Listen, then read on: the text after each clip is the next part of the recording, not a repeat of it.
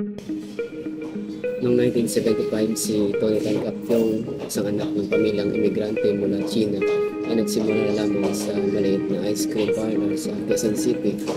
Simple lang ang plano magbenta ng ice cream, pero napansin niya na mas hinahanap ng mga Pilipino ang mainit na pagkain kaysa malamig na sorbetes.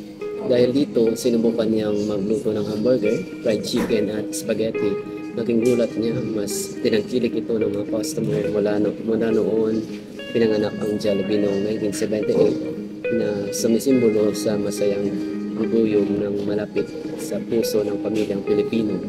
Lumago ang negosyo mula sa isang tindahan hanggang maging pinakamalaking fast food chain sa bansang Pilipinas. Nilampasan pa ang mga dayuhang gigante tulad ng McDonald's. Ngayon, ang Jollibee ay mayroon ng libo-libong branches sa buong mundo. Dala ang sarap ng Chicken Joy, Jollibee, Spaghetti at ang pusong Pinoy saan man makarating.